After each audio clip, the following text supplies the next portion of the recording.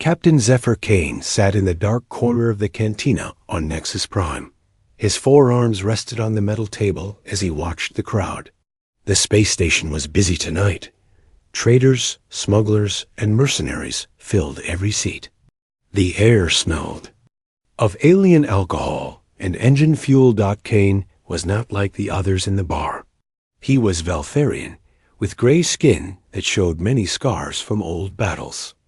Each scar told a story of victory. His species had 4 arms, which made them very good fighters. For 30 years, he had led the Crimson Talon Mercenary Company. They were the best in 17 star systems. His crew sat with him at the table. Vex was his second in command, a Drachnari with green scales and sharp teeth. The reptile man had fought beside Kane for 15 years. Next to him sat Razor, a Manthari who looked like a giant insect. His kind had claws that could cut through steel. On Kane's left was Gorath the Heavy, a huge alien whose thick hide could stop plasma bolts. The Crimson Talon had never failed a mission. Their ship, the Void Reaper, was feared across the galaxy. It had weapons that could crack planets and shields. That had never been broken. Governments hired them to end wars. Crime lords paid them to settle disputes. They were the answer when other mercenaries could not do the job. But there was one rule Kane never broke, one line he would never cross. His crew knew it well, even if they did not always understand it. They would never take contracts against humans. The cantina grew quiet as a tall figure walked through the crowd. Ambassador Thylex moved with the smooth grace of his kind. The Centauri had gray skin and too many eyes. His expensive clothes marked him as someone with money and power. Thylex stopped at their table. "Captain Kane," he said with a voice like silk. "I have heard much about your company." Kane did not look up from his drink. "Everyone has heard of us." "Indeed. That is why I come to you with a special offer." Thylex sat down without being asked. "I represent certain interests in the Centauri Trade Federation. We have a problem that requires your unique skills." Vex leaned forward. "What kind of problem?" Thylex smiled, showing too many teeth. "A research station in the Kepler Nebula. They have stolen valuable data from my employers. We need it back." "Sounds simple enough." Razor clicked his mandibles. "What is the pay?" The ambassador placed a datapad on the table. The number on the screen made even Gorath grunt in surprise. It was more money than their last 10 jobs combined. "This is very generous," Kane said slowly. "What is the catch?" Thylex's smile grew wider. "No catch, Captain. Just one small detail. The station is run by humans." The cantina fell silent. Even the background noise of a dozen alien languages stopped. Every eye in the room turned to their table. Some aliens moved away, as if the word human was dangerous to hear. Kane's 4 hands tightened into fists. "We do not take human contracts." "Surely. The great Captain Kane is not afraid of a few scientists." Thylex's voice carried mockery. "These are not soldiers. Just researchers with no weapons, no training. Easy money for professionals like yourselves." The insult hung in the air like a challenge. Around them, other mercenaries watched with interest. Some had tried to take Crimson Talon's jobs before. Questioning their courage in public was either very brave or very stupid. Vex's hand moved to his weapon. Razor's claws extended with a soft click. Gorath cracked his knuckles like breaking stones. But Kane raised one of his 4 hands for silence. "You want to know why we do not take human contracts, Ambassador?" Kane's voice was deadly quiet. "Ask Commander Brutus of the Iron Storm Company." Thylex blinked his many eyes. "I do not understand." "Of course you do not, because Brutus cannot tell you anything. His crew took a human contract 5 years ago. Simple cargo raid, they said. Easy money, they said." Kane's voice grew colder. They found his ship 3 months later. Perfect condition, life support running, no damage anywhere. But every single crew member was sitting in their rooms, staring at the walls, not talking, not moving, just staring. The ambassador shifted in his seat. That is just a story. They are still in hospitals across 4 different worlds, Kane continued. Doctors cannot fix their minds. Whatever the humans did to them broke something that cannot be repaired. Other mercenaries in the cantina leaned in to listen. Stories about humans were rare. Most who met them did not live to tell tales. Or maybe you would like to hear about Captain Nexra of the Star Reapers? Kane was warming to his subject now. She accepted a contract to raid a human cargo ship. Simple smash-and-grab operation. Standard piracy. Thylex said nothing, but his many eyes showed growing unease. They found her ship a week later, completely stripped of weapons and armor, floating dead in space like a picked clean bone. Her crew was alive, but they had written the same message over and over on every wall, every door, every surface they could find. What message? Someone whispered from another table. They knew. They knew. They knew. Kane's voice dropped to almost a whisper. None of them could explain what the humans knew, or how they knew it. But they all agreed on one thing. The humans had been waiting for them. The cantina was silent, except for the hum of life support systems. Even the bartender had stopped cleaning glasses to listen. Thylex tried to regain control of the conversation. These are just stories, Captain. Legends told by failures trying to explain their defeats. Kane stood up slowly. His full height was impressive, even by galactic standards. Let me tell you something, Ambassador. In 30 years of mercenary work, I have fought Draknari death cults. I have battled Manthari hive warriors. I have stood against Goroth berserkers in their blood rage. I have never backed down from a fight. He leaned over the table, bringing his scarred face close to Thylex's. But I will not fight humans. Not for all the money in the galaxy. But why? Thylex asked. What makes them so dangerous? Kane straightened up and looked around the cantina. Every alien there was listening, waiting for his answer. Because they are Deathworlders, he said simply. They come from a planet that spends every day trying to kill them. Their world has weather that can freeze or cook you. Animals that see them as food. Diseases that kill millions. Natural disasters that level cities. He paused, letting that sink in. And they survived. Not just survived, they won. They tamed their world and made it serve them. Then they looked at the stars and decided to explore them too. Vex nodded. Slowly. I have heard the stories of their homeworld. Earth, they call it. No sane being would try to live there. Exactly, Kane said. So when you fight a human, you are not just fighting their body. You are fighting millions of years of evolution that turned them into the perfect survivors. You are fighting a species that looked at a universe trying to kill them and decided to make friends with it instead. Thylex stood up, his offer rejected. You disappoint me, Captain. I thought the great Kane feared no one. Kane smiled, but there was no warmth in it.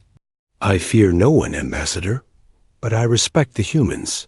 There is a difference. As Thylex walked away, Vex turned to his captain. Do you really think they are that dangerous? Kane watched the ambassador disappear into the crowd. Vex, my friend, let me tell you the most frightening thing about humans. What is that? They do not want to conquer us. If they did, we would already be conquered. The cantina slowly returned to normal noise levels, but the mood had changed. The story of human encounters would spread from here to a dozen worlds.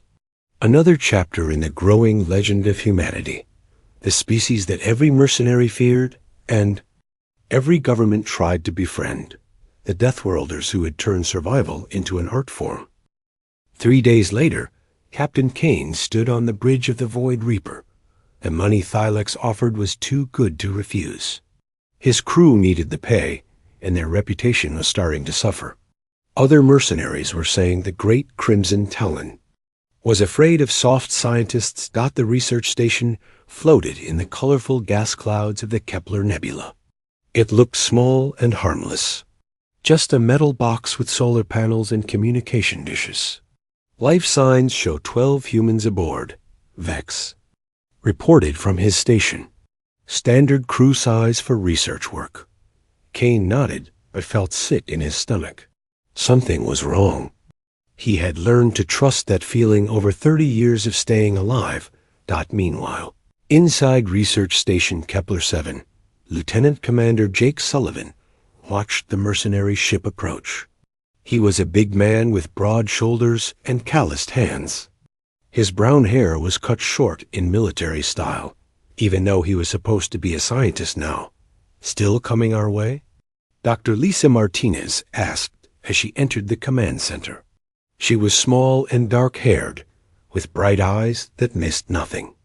Her lab coat could not hide the fact that she moved like a fighter. "Oh, they are definitely coming," Sullivan said. "The Void Reaper. Captain Kane's ship. They have been watching us for 3 days." Dr. Ben Carter looked up from his computer. He was younger than the others, with soft hands and gentle eyes. "Should we be scared? We are just studying space dust and alien bacteria." Sullivan and Martinez looked at each other. Carter was brilliant with numbers and equations, but he did not understand how dangerous space could be. "Ben," Martinez said gently, "remember what we talked about when you joined us? About how other aliens see humans?" Carter nodded. "The Death Worlder thing. But that is just because Earth has stronger gravity and more dangerous animals, right?" Sullivan laughed, but it was not a happy sound. "Carter, you know what most aliens call a dangerous predator? Something about the size of a house cat. You know what they think is extreme weather? A light rain shower." Martinez sat down next to Carter. "Most alien worlds are boring compared to Earth. Their gravity is weaker. Their air is thinner. Their weather is mild. Their animals are small and peaceful. Think about where you grew up, Ben," Sullivan added. "Remember those camping trips in Colorado? The mountains, the cold, the thin air? Most aliens would die just from the altitude." Carter frowned. "But we are not actually more dangerous then. Other species, are we?" Sullivan turned to look out the window at the approaching ship. "Ben, how many times have you been in a real fight?" "Never, really. Maybe some pushing in school." "How many times have you thought you might die?" Carter thought. "About it. Once or twice. That car crash when I was 16. Getting lost in the woods that time." "Now think about Captain Kane out there," Sullivan said. "His people come from a world with weak gravity and no big predators. Their worst weather is like a spring day on Earth. He trained his whole life to be a warrior, and he is good at it." Martinez picked up the explanation. "But when aliens like Kane meet humans, something strange happens. We are not just stronger and tougher than most species, though we are. The real difference is in our heads. Every human grew up on a world trying to kill them," Sullivan explained. "Weather that could freeze or cook them. Animals that wanted to eat them. Diseases that killed millions. Earthquakes, hurricanes, volcanoes, floods." Carter was starting to understand. "So when other species fight us, they are not just fighting our bodies," Martinez nodded. "They are fighting millions of years of evolution. We learned to hunt animals bigger than us. We learned to survive in places that should kill us. We learned to solve problems that seemed impossible." Dr. Amy Foster entered the room, carrying a cup of coffee. She was tall and muscular, with scarred knuckles and a smile that looked dangerous. "Are we talking about the mercenaries?" "Amy used to be a professional fighter before she became a scientist," Sullivan explained to Carter. "She won championships by beating people unconscious for money. Foster shrugged. It paid for college. Now I study quantum physics instead of breaking faces. Much more interesting. Carter stared at her. You have a doctorate in quantum mechanics. 2 doctorates, actually. Physics and mathematics. Fighting taught me how to think under pressure. Science taught me how to solve problems. She sipped her coffee. Both skills are useful out here. Martinez grinned. Amy is not even the most dangerous person on this station. Who is? Carter asked. Probably Dr. Rodriguez in the medical bay, Sullivan said. He used to be a Navy SEAL before medical school. Or maybe Dr. Kim in engineering, former Army Ranger. Or Dr. Jackson in communications, Delta Force. Carter's eyes grew wide. How many former soldiers are on this research station? About half. The crew, Foster said casually. The other half are just regular humans who grew up on a death world. Still pretty dangerous by galactic standards. Sullivan's communication console beeped. Here we go. They are hailing us. He activated the channel. A rough voice filled the room, speaking in accented galactic standard. Research Station Kepler 7. This is Captain Kane of the mercenary vessel Void Reaper. We have a lawful salvage. Contract for your station. Prepare to be boarded. Sullivan smiled and activated his microphone. Captain Kane, this is Lieutenant Commander Sullivan. We have been expecting you. There was a long pause. Then Kane's voice returned, sounding confused. Expecting us?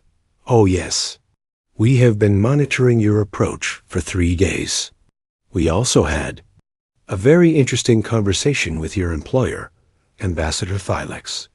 Another pause, longer this time. Interesting fellow, Thylex, Sullivan continued in a conversational tone. Did you know he is wanted by the Centauri Trade Federation for stealing money? He has been hiring mercenaries to steal research data, then selling it to make himself rich. Foster raised an eyebrow. Is that true? Martinez nodded, pulling up files on her computer. We checked when we detected their ship. Thylex has warrants on 6 different worlds. The research we are doing here is worth about 50 million credits to the right buyer. Sullivan keyed his microphone again. Captain, the ambassador lied to you about why he wants our data. This is not a simple salvage job. This is theft of military research. Kane's voice returned, angry now. You are lying. Check your own databases, Captain. Thylex is wanted for embezzlement, fraud, and conspiracy. The Centauri government put a bounty on him last month. Carter watched the others work with growing amazement. How did you know all this? Because we are humans, Martinez said simply. We prepare for everything. When we detected their ship, we ran background checks on every person connected to this sector. We found the connection to Thylex in about 10 minutes. Foster cracked her knuckles. The real question is what we do now. They probably will not just leave. Sullivan smiled, and Carter noticed it was not a nice smile. Oh, I think they will. We just need to help them understand the situation. He activated the communication channel again. Captain Kane, before you do something you will regret, let me explain what you are really dealing with here. What are you talking about? Kane's voice was wary now. You are about to attack a human research station, Captain. Do you know what that means? There was no response. It means you are about to learn why smart mercenaries do not take contracts against Deathworlders. The bridge of the Void Reaper was silent. Kane stared at the communication console, feeling ice in his 4 hearts. All stations, he finally ordered. Battle alert. Shields up. Weapons online. But even as his crew rushed to obey, Kane could not shake the feeling that they were walking into a trap set by 12 humans who had been waiting for them. The Void Reaper moved closer to the research station. Its weapons were charged and ready. The shields glowed with deadly energy. Captain Kane tried to push down the fear growing in his chest. Sensor report, he ordered. Vex checked his instruments. The station shows no weapons, Captain. Minimal shielding. Standard research equipment only. Crew? Still reading 12 life signs, all human. Kane nodded, but his hands shook slightly. Around him, his crew prepared for battle. They had done this 1,000 times before. But something felt different this time. Razor clicked his mandibles nervously. Captain, maybe we should listen to the humans. If Thylex really is a criminal. We took the contract, Kane said firmly. We finished the job. But even as he said it, he wondered if he was making a terrible mistake. On the research station, the humans were busy with their own preparations. Dr. Martinez sat at her computer, fingers flying over the keyboard. Got their ship schematics, she announced. Public records from the shipyard where it was built. Interesting design. Sullivan looked over her shoulder. What do you see? Typical mercenary vessel. Heavy weapons, strong shields, but they made some compromises for speed and stealth. She pointed at the screen. Look at these power conduits. They run right through the crew quarters. Dr. Foster grinned. That seems like a design flaw. Oh, it is, Martinez agreed. One electromagnetic pulse in the right place, and their entire crew will be dealing with power fluctuations for hours. Carter watched them work with growing amazement. You figured out how to disable their ship just by looking at public records. That is what humans do, Ben, Sullivan explained. We see patterns. We find weaknesses. We solve problems. Dr. Rodriguez entered the command center. He was a quiet man with steady hands and calm eyes. Medical bay is ready. We have stun weapons and emergency medical supplies if anyone gets hurt. Hopefully it will not come to that, Sullivan said. But thanks, Doc. Foster was working at another console. I have been studying the nebula around us. Very interesting electromagnetic properties. Meaning? Sullivan asked. Meaning we can use it. Foster's smile was dangerous. With the right adjustments to our field generators, we can turn the entire nebula into a weapon. Martinez looked up from her computer. How? The nebula has been building up electromagnetic charge for thousands of years. We just need to direct it. Think of it as the galaxy's biggest lightning rod. Carter shook his head in disbelief. You want to use the nebula itself as a weapon? Not a weapon, Foster corrected. A tool. We can use it to disable their ship without killing anyone. Sullivan nodded approvingly. That is very human thinking. Turn the environment into an advantage. His communication console beeped again. Captain Kane's voice filled the room. Station Kepler 7, this is your final warning. Surrender now, or we will take your station by force. Sullivan activated his microphone. Captain, before you do something you cannot take back, let me tell you. About Dr. Martinez. There was a pause. What about her? She grew up in the Australian outback. That is a desert on Earth, where the temperature reaches 50 degrees Celsius in the shade. The local wildlife includes crocodiles, poisonous snakes, and spiders that can kill a grown man. Martinez waved cheerfully at the camera, though she knew. The mercenaries could not see her. She used to hunt 12-foot crocodiles for fun on weekends, Sullivan continued. Just her, a knife, and her bare hands. You are trying to scare us. Kane's voice was angry. Captain, I am trying to educate you. Dr. Martinez is our biology expert. She studies alien life forms for a living. And right now, she is studying your crew. Martinez took over the microphone. Hi there, Captain Kine. I have been analyzing your ship's emissions and heat signatures. You have a fascinating crew composition.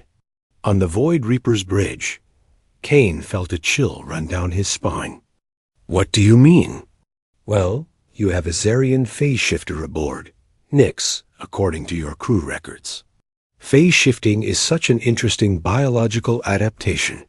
Nyx, the invisible crew member, suddenly appeared at his station. How does she know my name? Martinez's voice continued, bright with scientific curiosity. I have been wondering how your phase shifting works in a high-energy electromagnetic field. Would you like to find out? Before anyone could respond, the ship's lights flickered. Nick screamed as electricity coursed through his body. The usually invisible alien became solid and stayed that way. Fascinating. Martinez's voice bubbled with enthusiasm. The frequency works even better than I calculated. Nix, you should be able to phase again in about 6 hours. Assuming you survive that long. Kane roared orders at his crew. Return fire. Target their power systems. The Void Reaper's weapons blazed to life. Plasma bolts streaked toward the research station. But something impossible happened. The energy. Beams bent around the station like water flowing around a rock. A new voice joined the communication channel. Dr. Carter sounded almost apologetic. Sorry about that, Captain. I am Ben Carter, astrophysicist. I have been studying this nebula for 6 months. The electromagnetic properties are quite remarkable. Impossible, Vex whispered. Our weapons are military grade. Oh, we are not stopping your weapons, Carter explained. We are redirecting them. The nebula has natural magnetic fields. We just taught it how to use them. More plasma bolts fired. From the Void Reaper. Each one was absorbed by the swirling gas clouds around the station. You see, Captain, Carter continued, the nebula has been building up electromagnetic charge for thousands of years. We are just helping it release that energy in a controlled way. Foster's voice cut in. This is Dr. Foster, quantum mechanics specialist. I have been analyzing your ship's structural integrity. I found 17 critical weak points.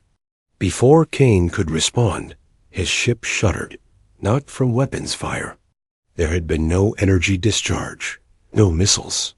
The ship just shook, as if giant hands had grabbed it. That was a focused gravitational wave, Foster explained cheerfully. I can do that 16 more times before your hull fails completely. The mercenary crew looked at each other in growing panic. They were dealing with something beyond their experience. Captain, Vex said quietly, maybe we should reconsider.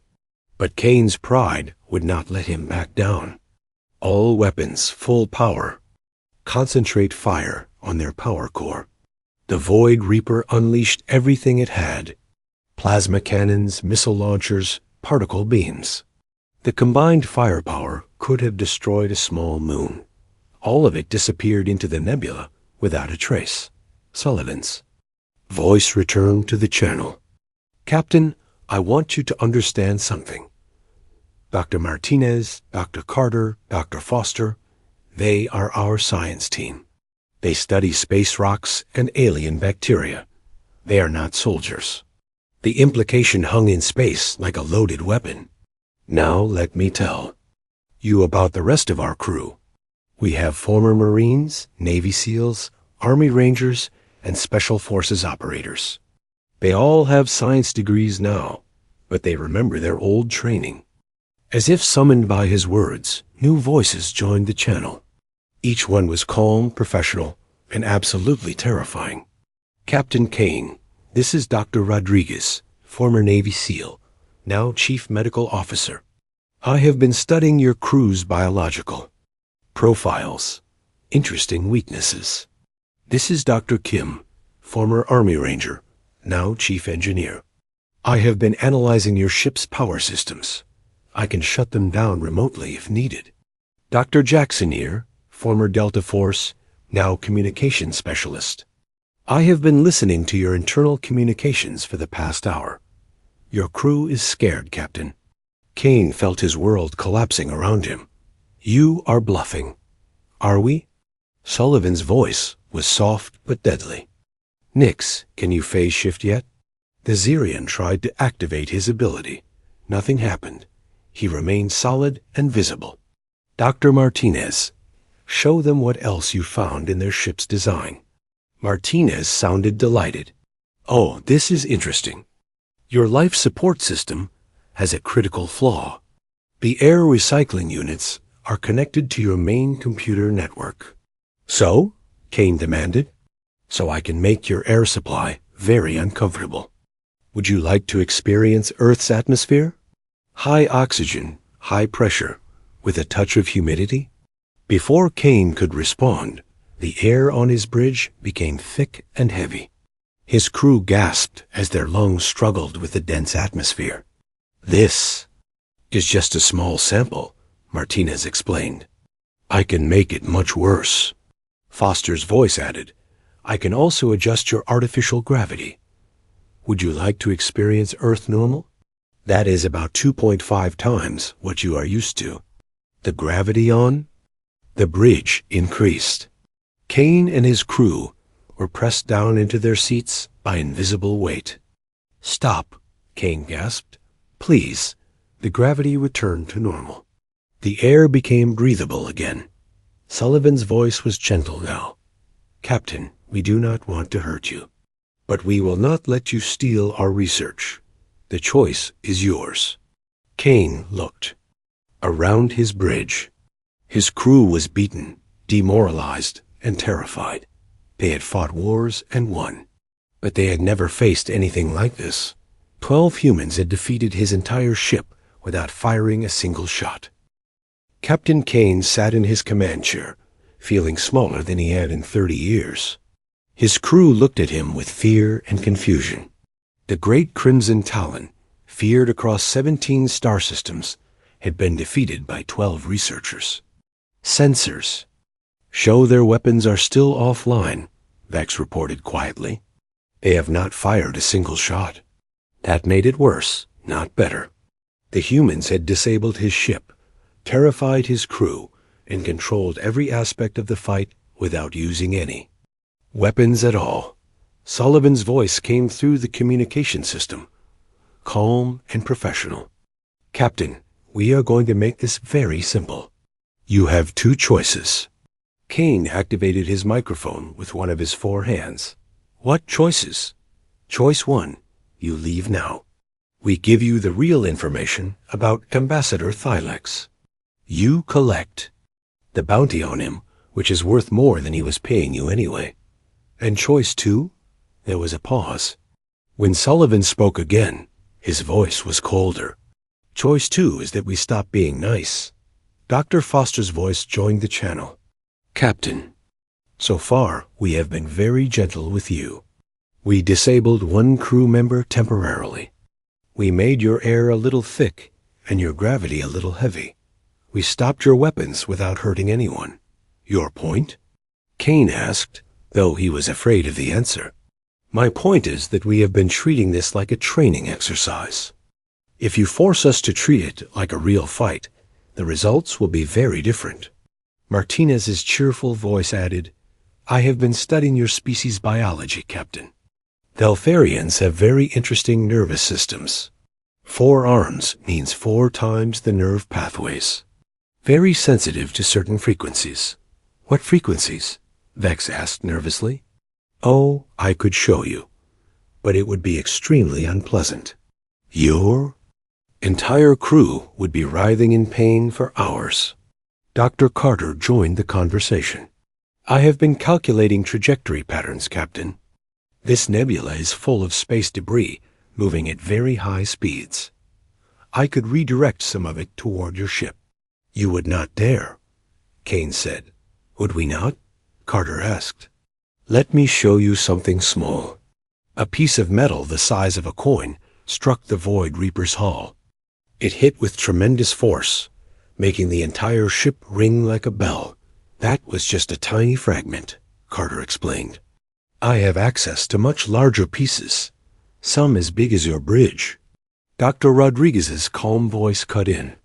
Captain, I have been monitoring your crew's vital signs through your ship's medical sensors.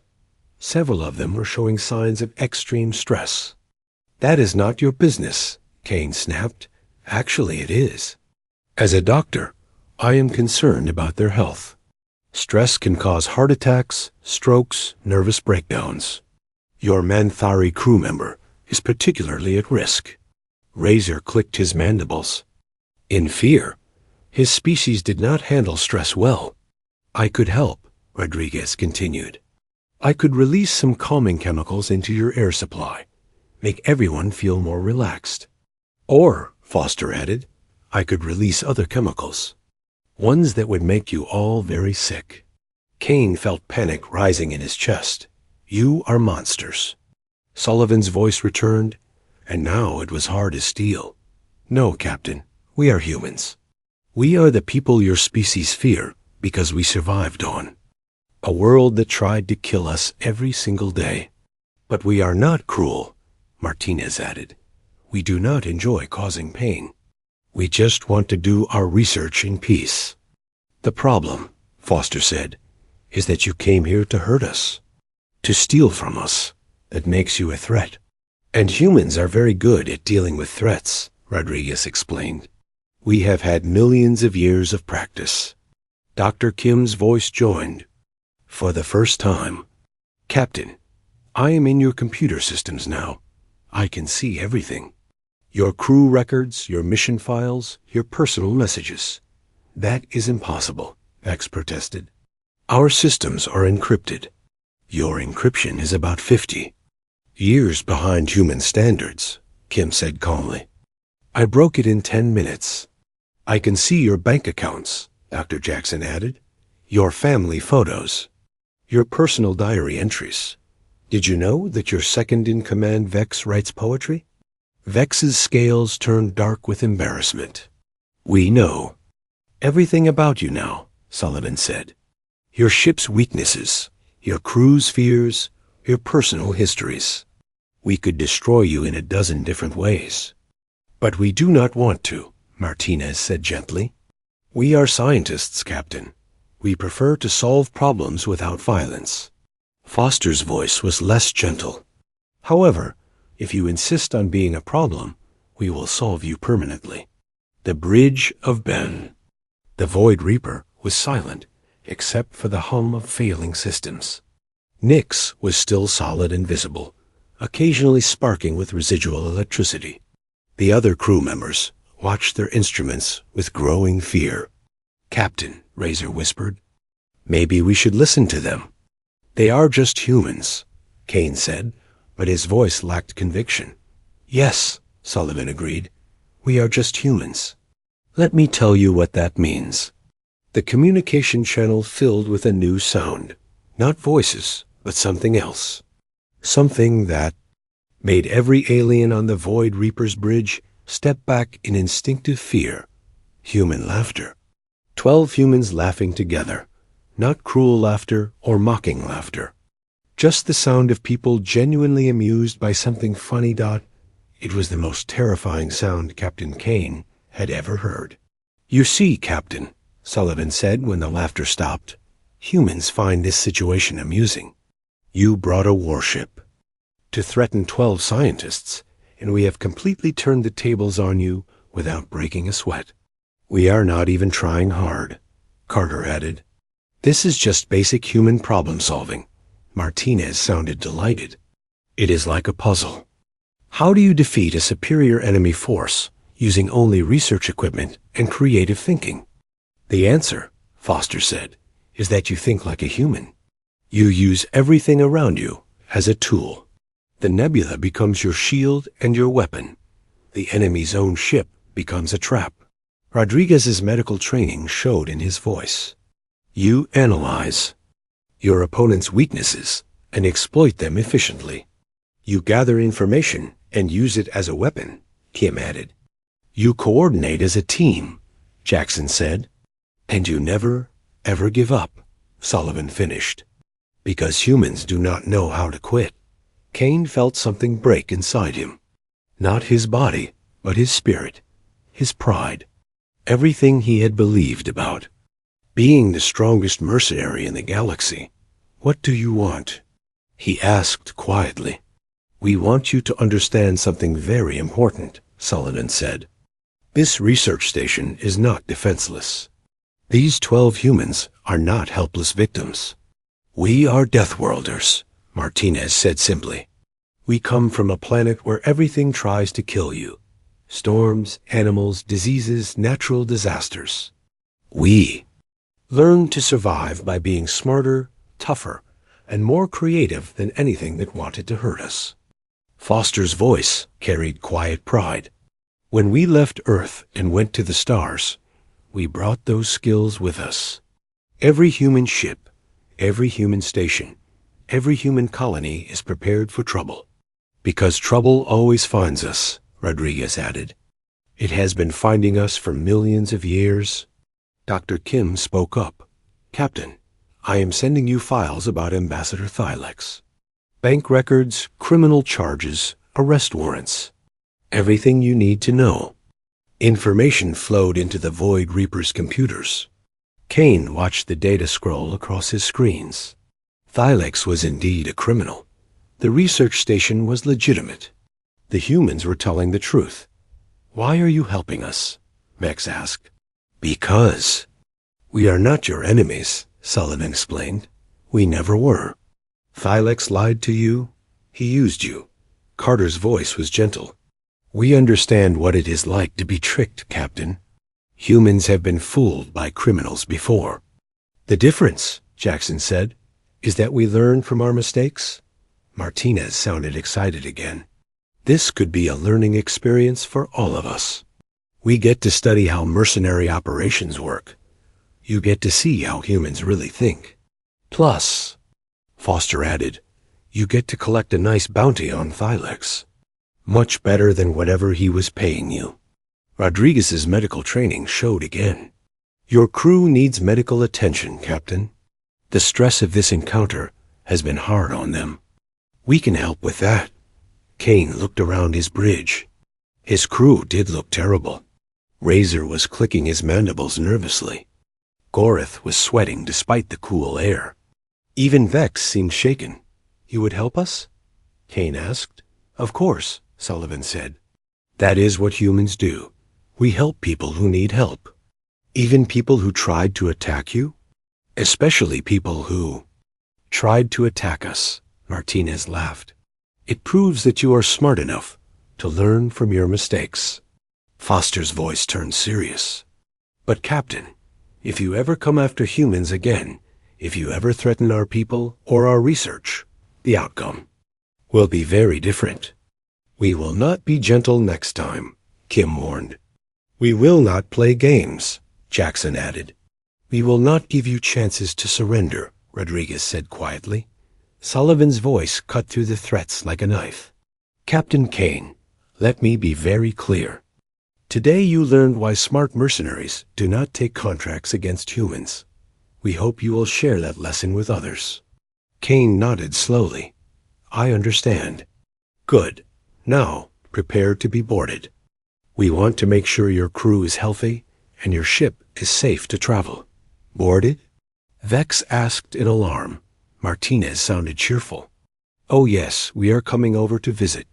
Dr. Rodriguez wants to check everyone's medical condition. Dr. Kim wants to make sure your ship's systems are working properly. And I want to shake hands with the great Captain Kane, Foster added. It is not every day you meet a famous mercenary. Kane felt his 4 hearts skip beats. The humans, we. 2 hours later, Captain Kane sat in the research station's meeting room.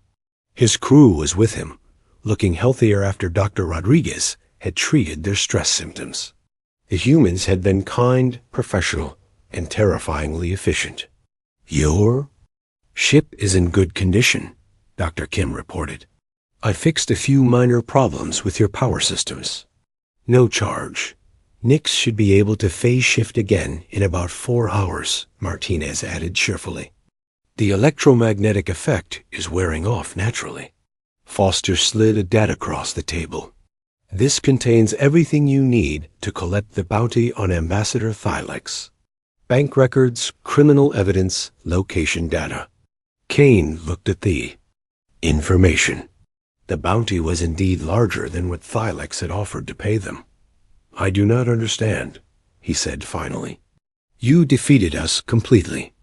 You could have killed us, captured us, sold us to the authorities. Why are you helping us? Sullivan leaned back in his chair. Because that is what humans do, Captain. We prefer to make friends, not enemies. But we attacked you, Vex protested. We came here to steal from you. You came here because you were lied to, Carter said gently. Thylex used you. You were? Victims too, Rodriguez nodded. Humans understand what it is like to be tricked by criminals. We have experience with that. Besides, Martinez grinned, this was educational for us. We learned a lot about mercenary tactics and alien psychology. Foster cracked her knuckles. And you learned why humans have the reputation we do. Kane looked around the table at the 12 humans. They seemed so normal, so friendly. But he had seen what they could do when threatened. Can I ask you something? He said. Of course, Sullivan replied. Are all humans like you? The humans exchanged glances. Then Sullivan smiled. Captain, let me tell you a secret about humanity. What secret? We are the nice ones. Kane felt ice in his 4 hearts. What do you mean? Martinez laughed. We are scientists, Captain. We study things. We build things. We help people. We are the gentle humans. The humans you really do not want to meet, Foster added, are the ones in the military. Carter nodded enthusiastically. Human soldiers are much scarier than human scientists. Much, much scarier. Rodriguez agreed. Kim looked up from his data. Pad, did you know that human military doctrine includes something called acceptable losses? It means human soldiers will keep fighting even when most of their friends are dead. Jackson's voice was quiet. Human special forces train by being dropped alone on hostile planets and told to survive for months. Human Marines have a saying, Sullivan added. Death before dishonor. They would rather die than surrender. Kane stared at them. You are trying to scare me again. No, Sullivan said seriously. We are trying to educate you. Today you met research scientists who happen to be human. If you had met human soldiers, this conversation would not be happening. Because we would all be dead? Vex asked nervously. Because human soldiers do not take prisoners from people who attack research stations, Foster explained. They consider that a war crime. Martinez nodded. Attacking scientists is against human military law. The penalty is usually death. We saved your lives today, Captain, Rodriguez said quietly, by stopping you before you actually hurt anyone. Kane looked around the table again, seeing the humans in a new light. They had not just defeated him. They had protected him from something much worse. What happens now? He asked. Now you go collect the bounty on Thylex, Sullivan said. You tell other mercenaries what happened here. You spread the word about why smart people do not take contracts against humans. And if we meet again, Kane asked. Hopefully under better circumstances, Martinez smiled. Maybe you could visit one of our research stations as friends instead of enemies. Foster grinned. We could show you some really interesting things. Like how we turned a nebula into a weapon system. Or how we hacked your ship's computers in 10 minutes, Kim added. Or how we analyzed your entire crew's psychology profile from your behavior patterns. Jackson said. Carter looked excited. We could teach you about human science. It might be useful in your mercenary work. Rodriguez stood up. Your crew is cleared for travel, Captain. No permanent damage from today's encounter. Sullivan extended his hand toward Kane. It was a pleasure meeting you, Captain. I hope we can be friends. Kane looked at the offered hand. In human culture, he knew this was a gesture of peace and respect. Slowly, he reached out with one of his 4 hands and shook it. Sullivan's grip was firm, but not crushing. The hand of someone confident in his strength, who did not need to prove anything. Thank you, Kane said quietly, for the lesson, for the mercy, for treating us with respect, even after we threatened you. "Thank you for being smart enough to listen," Sullivan replied. "Not everyone is." An hour later, the Void Reaper was traveling away from the research station. The crew was quiet, each lost in their own thoughts about what had happened. "Captain," Vex finally said, "are we going to tell other mercenaries about this?" Kane watched the nebula shrink in their rear displays. Somewhere in those colorful gas clouds, 12 humans were continuing their research, pushing back the boundaries of knowledge, making the galaxy a better place. 12 humans who had defeated his entire crew without firing a shot, without killing anyone, without even raising their voices. "Yes," he said finally, "we are going to tell everyone exactly what happened here." "Will they believe us?" Razor asked. "Some will. Some will not. The smart ones will listen and learn. The stupid ones will make the same mistake we almost made." Gorath shifted his massive bulk. "What mistake was that, Captain?" Kane thought about 12 humans who had turned a research station into a fortress, who had used a nebula as a weapon, who had hacked his ship and analyzed his crew, and solved every problem with terrifying efficiency. The mistake of thinking that because humans do not want to fight, they cannot fight. The mistake of thinking that because they prefer peace, they are not prepared for war. He paused, remembering Sullivan's words about human soldiers. The mistake of forgetting that humans are death-worlders. They survived on a planet that tried to kill them every day. They learned to turn everything around them into tools and weapons. They learned to never give up, never surrender, never stop fighting until they win. Vex nodded slowly.